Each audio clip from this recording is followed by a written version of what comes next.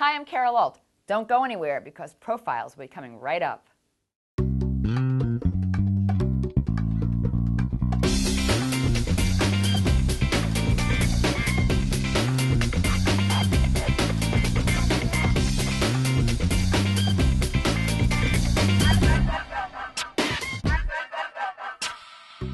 Welcome to Profiles. I'm Marley Hall. Today's guest is supermodel and author Carol Alt.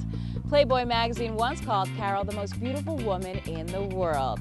2 Sports Illustrated covers, lucrative contracts with CoverGirl Cosmetics, along with countless fashion magazine covers, all made Carol Alt one of the most famous faces and bodies on the planet. After a short break, we'll join our host Mickey Burns as he welcomes supermodel Carol Alt to Profiles.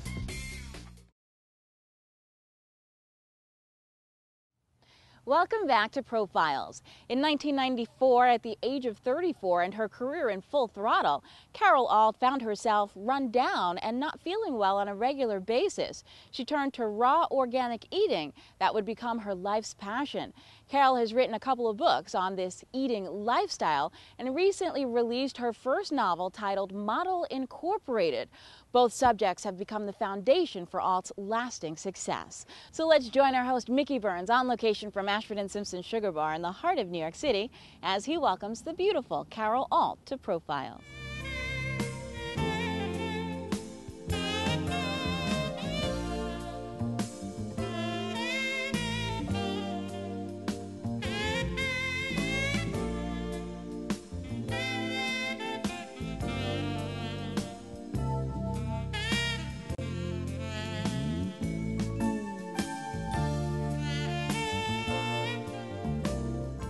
Carol Alt, welcome to our show Profiles. Well, thank you for having me, Mickey. Beautiful as always. A little help from my makeup artist for sure.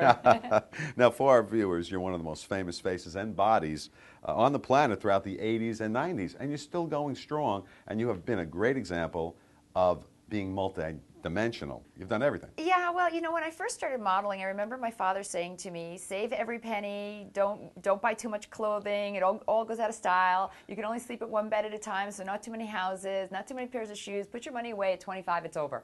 Yeah. And I thought, you know, I'm really enjoying this job, and I like doing this, and I don't want it to be over 25. So I started early in my career starting to think of things to do to prolong my career. The first thing I thought of doing were these posters. Yeah. So I already had my first 2 projects in my brain, and I did the cover of Sports Illustrated and was married to a hockey player, so I had some notoriety. And I went, you know what, the heck with this, I'm going to do posters. The agency did not want to do it. You know, I read that. The agency, early on in your career, felt that you were overexposed. Well, what they thought was, I mean, if you looked at the New York Times, the Fashion of the Times, which came out twice a year, I was in literally every ad. I had CoverGirl on the back, I had the cover in the front of the New York Times magazine, and then I was in the fashion section, and then of course in the ads. So they felt that was overexposure. Sure. So they were telling me to take time off. But when you take an 18-year-old kid, pull her out of school, take her out of her family, her hometown, bring her into New York. Like, I had no friends. I had no idea what to do on a day off. So I called them up, desperately pleading. I said, no, you have to give me something to do. What am I going to do with a day off? They said, well, let's call Calvin and Ralph and see if you could do the shows. So I was one of the first high fashion models to do runway. It wasn't the norm at that point. Now, you recently said, which I thought was interesting, you said, my career was what it was because I was creative, eccentric, and a maverick in a time when people weren't. I just didn't like fitting into that little square cube. Yeah, you know, I was as a person constantly changing, and I realized that everybody else around me was trying to fit into that little square. They wanted to be titled. I'm a model. I'm a writer. I'm a this. I'm that. And I didn't want to be titled. So at that time, that was pretty, you know, it's unusual. A maverick thing to do. You were a maverick, absolutely. And as in terms of being eccentric, I mean, I just look at other people around me, and you know, they will never try raw. They'll never try anything different. They'll never do anything different. It freaks me out when I see, you know, the cover of People magazine with somebody who's got cancer who's following the normal, conventional way to do it. There was no way I was going to be normal and conventional. I was going to and you continue to be that way. Right. I mean, I had cancer and I cured it with raw food. Ugh, Like how many people I want to talk about would that. take that chance? I want to talk about that in a bit. First, let's backtrack because I know you're an East Coast girl. My father's a fireman in the South Bronx, baby. I read that. I am a New York You spend girl. any time in California? I go back and forth. I spend most of my off time in Canada. Okay, but somebody told me that when you were growing up that you considered yourself a tomboy. Is that true? Absolutely a tomboy. Were you? Absolutely. You know, as a kid, I played all the sports there were. Yeah. I was quarterback of the street football team. Never had long nails because you catch a ball, it breaks a nail. Okay, peel the nail off, you keep going. That was it. You know, I wasn't the kind of girl that went and got manicures and pedicures and her hair done and stuff like that. And you continued doing that because when you were in college, did you go to Hofstra? I went to Hofstra. All right, I got that right. I was in the Army, ROTC. Right. Were you a good soldier? Or Well, good enough that they denied me my scholarship, and then I went into the Army, and they ended up giving me my scholarship, but by that point it was too late. I had already moved on to modeling. Wow. Anything to get me off Long Island when my boyfriend was coming back. He had broken up with me. I didn't want to be on Long Island when he came there. Okay. How did you get discovered as a model? That was kind of it. I was working in a steer barn, and a photographer was on his way out to the Hamptons and was hungry, stopped. Yep. You know, and it's funny because it's in my books too. I write about this stuff that. because it's my personal experience. Yep. So he said to me, "You should be a model." And I was like, "Oh, please. I'm 5'10". Everybody tells me that, but you know, I was kind of heavy and. Yeah. But my boyfriend broke up with me. You're going to show him? No, it wasn't even that. I just didn't want to be there when he came home. It's so embarrassing. Everybody knew he broke up with me, and you know, it was a small town, so all the 4th of July parties he was at, I was at. I said, you know what, I got to be off the island when he comes. So I just decided to go to the city. Right. In 1979, you oh my joined. gosh, it sounds so long ago. It's like 30 years ago. You joined the Elite Modeling Agency, and surprisingly, on a handshake deal with John Casablancas. I have done a handshake deal with everybody who works with me. Very unusual. Well, I'm as good as my word, and people know that. You know, when you're not as good as your word, that spreads very quickly around this business.